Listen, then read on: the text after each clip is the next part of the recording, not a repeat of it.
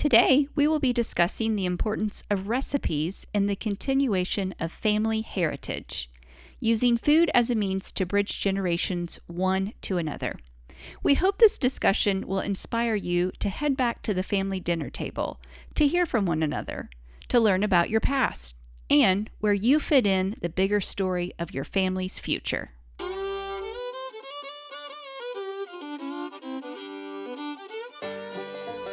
I'm Lainey.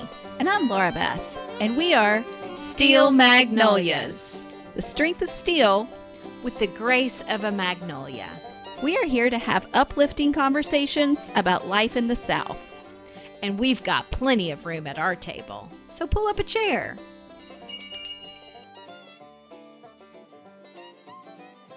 Okay, well, if there is one thing you quickly realize after listening to a few episodes of our podcast, it's that we love nostalgia.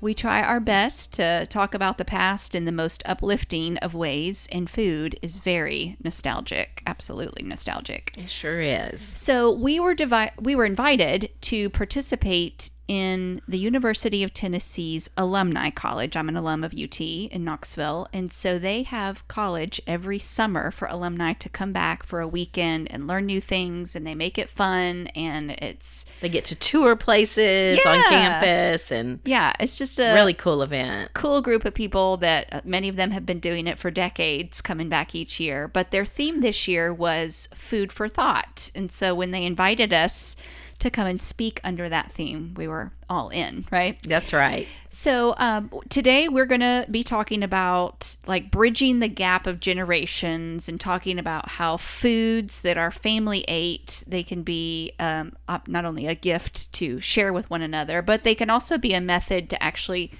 preserving family heritage. And so some of the statistics that we found and information we found was quite deep. I mean, This is bigger than just, Mima's recipe and her handwriting. We're going to go into some pretty cool stuff of what this helps with anxiety and just depression and helping people realize where they fit. Yes. So before we dive into the actual food we eat, let's discuss where we're eating our meals. So Lainey, take us to the dinner table.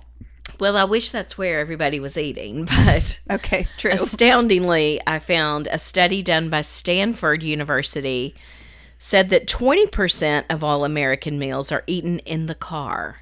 20%? Yes. Wow. Okay. And 25% of Americans eat at least one fast food meal every day. And that's probably in the car. Well, likely, could right? Be. Yeah. So one of your weekdays is in the car, yeah. So, I mean, these statistics have a toll on physical health, mental health, emotional health. Mm-hmm. I was quite surprised by these numbers and even trying to figure it out. I'm guessing people are just so involved in so many activities. Busy, yeah. There's no margin to... It's the very thing that we've talked about when we talk about hospitality. There's no margin to even be hospitable. Because we're overscheduled.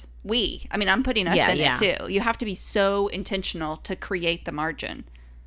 It's true. Yeah. I mean, intentionality is so huge. And I don't know how parents are going to do this in the future unless they are just truly comfortable with their nose. Like pick your one activity in school or pick your one sport. Yeah, well, and it's because not otherwise there's just so much overlap. You are eating in the car. Sure. Yeah.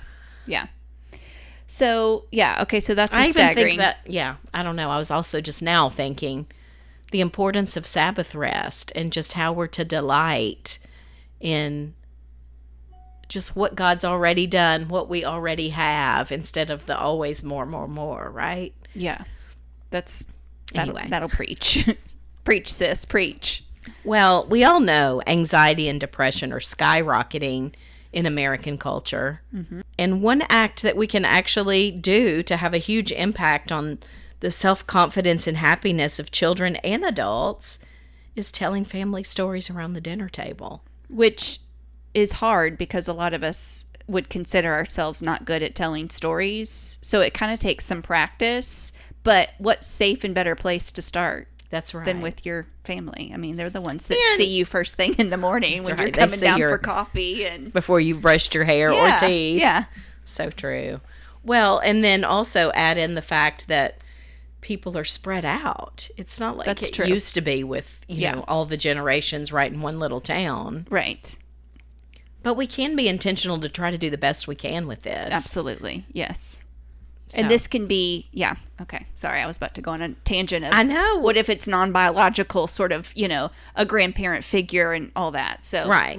I'll try and stay though on course. Well, children who engage in regular family meals do have higher self-esteem and a greater sense of control over their lives, as they often feel stronger family relationships and a sense of heritage and history of their family story. Mm-hmm. So this is really, truly a big deal in just development. Marshall Duke, who is a psychology professor at Emory University, has done an in-depth study on the importance of ritual in American families and how it builds resilience. Ooh. I thought this was so cool. He coined a term, intergenerational self. This is when we understand who we are in the world, both through our own individual experience and through where we fit in family stories. Mm-hmm. So this provides a sense of identity through historical time and helps us feel strength and guidance to overcome challenges that we face in life. It helps us see how we fit into a bigger story than just ourselves. I like this. And the best way to hear these stories is through family dinners and holiday celebrations. Hearing stories of heroes in our family that bounce back from difficult situations help us know that we too can get through because we're strong, and our family is special because no other family has those same stories. That's true. Yeah. According to this Professor Duke, knowledge of family history is strongly correlated with higher self-esteem, better family functioning, greater family cohesiveness, as well as lower levels of anxiety and behavior problems. And this definitely resonated for me. I mean, I recall stories of overcoming, you know, physical strains, financial strains. And when I'm facing mountains, I think back on those stories of our mom and some of the great things that she overcame. Or Yeah, and I was even just thinking of it. I mean, you can, both ways can be a positive. So if you've got heroes in your family that you're going, well, they did it, surely I can too, right? yeah, Or if what you look back and think of is, this is a weak spot in my family. Everybody in my family has done X, Y, or Z. We fall short in this way or that way. but with God's help, I'm going to be the one. But that's what they say in all sorts of business books, is actually it's better to know your weakness, Yeah. so that you know what to focus on or what you are going to need to overcome. So to be aware of it is Yeah. even as good as having knowledge of the strength. So anyway, both ways, It whether can- you're looking at it as this is not a good thing in my family line or this is, they both could be used for the good. for the good. And we even see, I was thinking about, we see the telling of family stories even in the scriptures when God commands the Israelites to tell the Passover story annually, Yep. you know, Yeah. to each generation. And when Jesus told his disciples, take communion and remember what he had done to overcome death. Yeah. Remembering is a very big deal. Even though, think of those times when, you know, they would set stones to remember something. Those Yeah. Ebenezer stones. Ebenezer stones. Yes. Well, meal times are also the best place for parents and grandparents to model positive communication and social skills such as healthy conversation and table manners, things like that. These table conversations also develop the vocabulary of the youth at the table. Okay, so I have to jump in here. A lot of people told me in like the infant years of having my son, even up through preschool, are you reading to him? You know, that's so important. Like that's probably the most important thing you could be doing in terms of like Vocabulary helping, not and- even that, just Okay. helping him learn. But yes, also vocabulary and bonding, and yes, but also from an educational standpoint for sure. Well, I found a study that said that researchers discovered that dinner time conversation increases children's vocabulary significantly more than being read aloud to. In the study, young children learned 1,000 rare words just by sitting at the dinner table and hearing or just taking part in a family conversation. Yeah, because they're hearing it in context, too. Right. So, I mean, That's interesting. even better than reading. That's incredible. This is also a great way for older generations to kind of help steer the younger ones by asking questions and digging deeper in conversations. Sometimes children just need prompts to ask questions and to get comfortable with talking to adults. Yeah. Things like that. Yeah. Absolutely. I was just going to say, but even as adults, I think we all still need some finessing in terms of our curiosity and like kind of, not that we're all supposed to be interviewing one another, but just the way to ask good questions. That even sometimes takes practice. That's true. But I do think that curiosity is the key. Yeah, just be curious. If you naturally are curious and you naturally like getting to know someone's stories, yes, it flows. Yes. But if you don't find yourself there, then find ways to dig. And that's what we're wanting you to be inspired by. This is, it's not just getting to know a set member of your family. It's that they might be a link to something that you need to know in terms of your past or where you fit, etc. That's so good. Well, there's even science to what happens when we eat food with others. There's an increase in the secretion of oxytocin, or what some call the love hormone. And this hormone increases feelings of love and closeness between those we are gathered with, and it does make for a really bonding experience. It does. The hormone release even aids in digestion of the food we're eating. That's crazy. Science is so cool. According to the U.S. National Center on Addiction and Substance Abuse, teens that eat family dinners 3 or more times per week were less likely to have abused prescription drugs or have used illegal drugs. Whoa. That's huge. Whoa. Yeah. In fact, it made me think back to just that story from you doing Young Life camps. And tell that story about, these camps are so freaking amazing with all they offer. The amenities. I mean, if you went to summer camp and you're in your 40s and beyond, this isn't the summer camp probably that you went to, unless it was a Young Life camp. Young Life camp has been around that long as well. But, cool cabins, zip lining, horseback riding, swimming, hiking. Skiing sometimes. Yeah, just depending on where it is in the U.S. There's so many across the whole states. But at the end of the week that they coin is the best week of your life, and for many it really is, and they say they'll give your money back if it's not the best week of your life. I mean, hundreds of dollars. They're that just sure of it. But many of the kids said that their favorite part of the week was the mealtime, dinner time, the meal cabin. And I was like, what? After all of that? Now, there were skits and things that made it fun. But I just think the richness in sitting around a round table, they were all round, and just, having eye contact, having good food, just enjoying each other was kind of foreign to a lot of them. That's so wild. So it made a bigger impact than the day's activities. So let that encourage you too. Yeah. Grandparents, parents. Sometimes we're trying to do all these things that cost a lot of money. Right. And what they really want. And I'll tell you what they want. They wanted the spaghetti meal with garlic bread. And for dessert, they wanted one of those hot cookies that you cook in like a skillet with a scoop of vanilla ice cream on top. None of that's that hard. That was the number one meal. So there you go. That's what they want.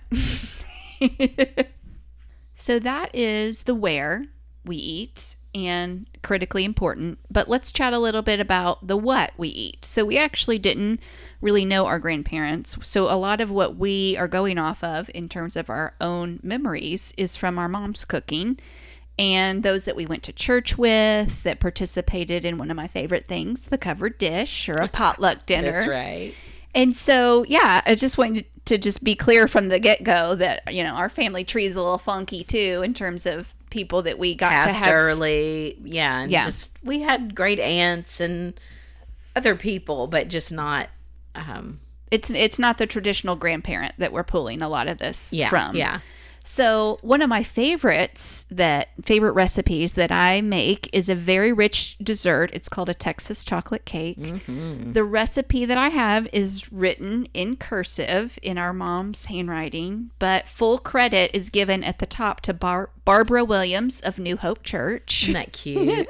I love how that keeps things going. Yeah. Now, I was way too young to remember Barbara, but I'm really grateful to claim her as family now. And when it comes to a recipe that's still alive in our family. So, it's funny because the more you make something, I never knew Barbara, but Mom had Barbara's recipe. So it was Mom's recipe to me. Well, now I've been making it more than Mom. So now it kind of seems like it's starting to be my recipe. Yours. So when you have a daughter-in-law, it might say Laura Beth or, Yeah. So, kind of the more you make something, you start to become the one people think of. So true. And so that's just interesting to think about how recipes can transfer from outside of a family to inside of a family and how it trickles down. So true. And it's so funny how we have these connections with food to family. Right. One of the foods that stands out to me from our family reunions on Dad's side is my great aunt Boots's fried corn. Yep. She knew just how to get the flavor and the consistency right. And I asked her before she passed away, how do you get the consistency so perfect in this fried corn? And her key was that you have to get the milk out of the base of the kernels right there at the edge of where you're cutting it off. That's right. Wow. Anyway, so that's one of my good memories of her is being inquisitive about how she did that. Yeah. And you need to preserve that. That's you right. need to preserve that in the way that it's however you have it captured, that recipe. So you need to write that part into the recipe. So true. And I don't have that. Yeah. I need to for the future heritage. Our mom loves cheese. She passed that right down to us. So we often could just snack on like a chunk of cheese, Ritz crackers, grapes. So when this whole charcuterie movement started, we were ready for it. We knew how to do that. We have a great aunt who has since passed, Betty. She lived her whole life in Morristown, Tennessee. And every time we saw her, we would share some breakfast after we had stayed over for the night. And she would eat her sausage biscuit with yellow mustard. Yellow mustard, just plain yellow mustard. And I guess that's what we ended up doing because she was right. It's so good together. It's so good together. And who knows, maybe there's some German in her heritage or in her husband's heritage. And that's sort of what that points to. Yeah, mustard and sausage together. My husband's paternal side of the family originates from Italy, so we have a stellar lasagna recipe with a secret sauce that we only make for Christmas Day. That is because it takes a really long time to make, so it feels special, so Christmas is the right time to do it. But I just love thinking of his great-great-grandmother cooking this all day long in no hurry, and the pride that she must have felt to feed her family with something that simmered all day. With fresh ingredients and yes. Yeah. So fun. You've got all this fresh basil out back right now, just using things in season. And we've got this book that actually came from a family reunion that one of his family members put together where that secret sauce is captured and written in. And it's got lots of recipes and it's just like photocopied. I love it. With a spiral bound. Yeah, so when we shared this talk at UT this summer, I actually brought the book to share just to show how simple it is. Now, it did take a lot of time to assemble the first one, but then it was just copies. Yeah. That were then dispersed among the family. So, I don't know. It takes somebody there again being intentional. Yes. And then it's easy to keep it going. Yes. And it's a very, very sweet, endearing connection to see someone's handwriting. So I know that it would also be easier to type this out, but if at all possible, if you've got anything handwritten, that is just really nostalgic and endearing, especially if it's cursive, which much of this is, which you don't see. Especially if it has those added tips too. Must be white flour. Yes. A white lily flour or yes. Grate your own cheese. Do not use already shredded cheese. Right. Things like that matter. Yeah, it really does. I'm glad you mentioned that. We have our own family tradition at Christmas Eve that's been going for, I don't know, upwards of 20 years now. Oh, yeah. More than that. More than that. Wow, that's crazy to think about. It's probably about 27 years old now, is what I'm guessing. Our seafood the extravaganza.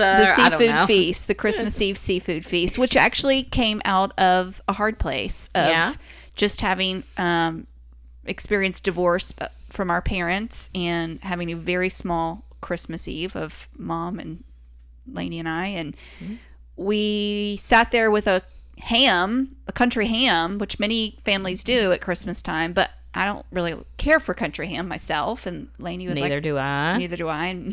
So anyway, it all kind of came down to, it Well, was what do we really like? our dad that loved the ham. And so why, let's pivot, make a new tradition. Mom asked, well, what's special to you guys? What would be fun and feel, different? We love seafood, and that's very luxurious and So special. give me the scallops and the shrimp. So that's what we do. Yeah. Christmas Eve, we do a seafood feast, and even with a little bit of a growing family, we've grafted Philip, my husband, now into the seafood Which he was feast. totally down with that. He was very excited about that. So yeah, And funny enough, speaking of that in Italian heritage, that is, come to find out, an Italian thing.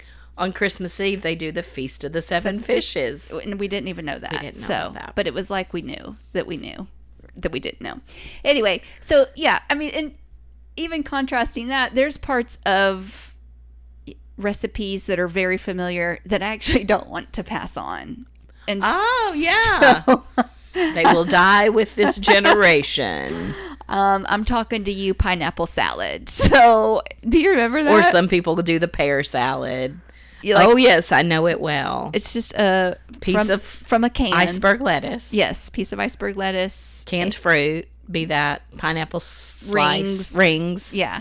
or pear. Halved pears, and then you just dollop some mayo on top and spread a little shredded cheese. Just a little shredded cheese, maybe a little paprika, Maybe. if you have it. Yes. But Mom would put out individual servings, so she knew if you ate it or not. So That's hilarious.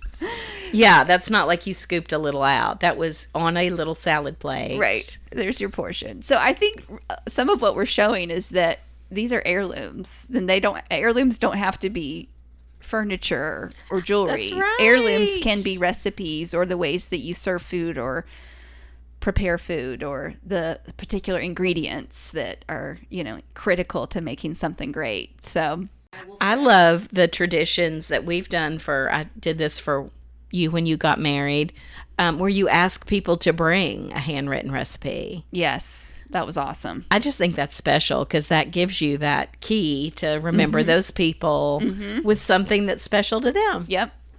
And again, this could be simple things. It doesn't even have to be a recipe per se, but I will forever love road trips, not just because travel's fun, but because I like little things like putting peanuts in a glass bottle of glass Coca-Cola, bottle of Coke. just like our mom did, just like she saw her grandparents do. So, And you get a little, it's like easy to do while you're driving to get Yeah. that little snack and drink at the same time. salty and sweet at the same time. Now, that's probably not going to be in a recipe book anywhere, but, it's things that I can show my son or show others that are just fun.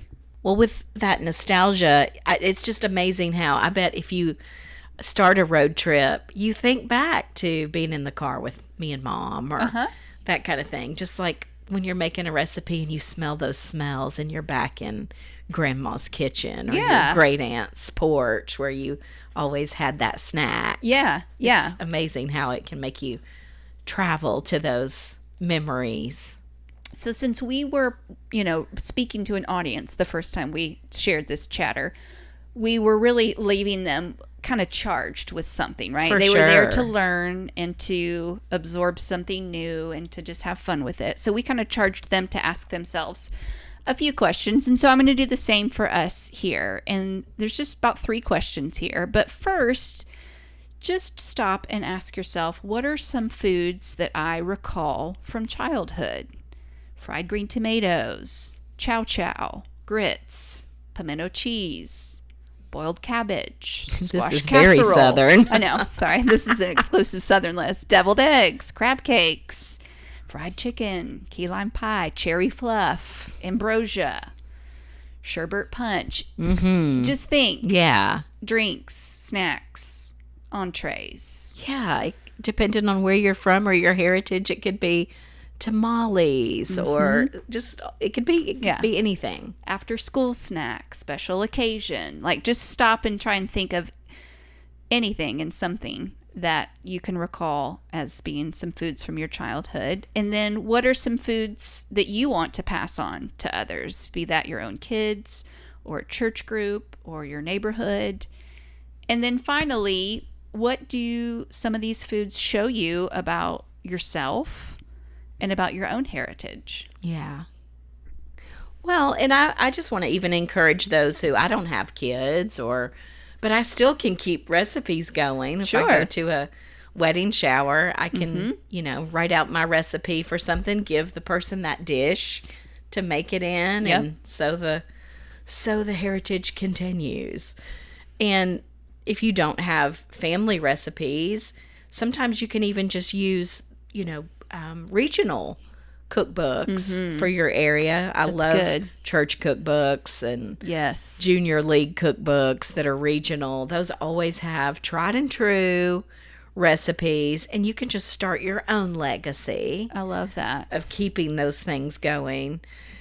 We did a whole episode on Southern cookbooks. So if you actually don't know where to start and you're interested in Southern foods, true, I'll link to that in our show notes, and we'll give you some specific titles to go look at. And if you're listening from another region, your region has them as well. Exactly. Yes.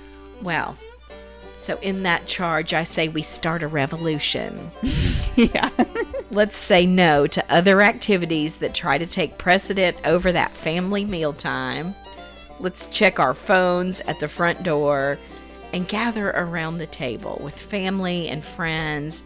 I know families are more spread out in proximity now, but we can be intentional to have intergenerational meals as often as possible, and even set the table with mixing those generations together.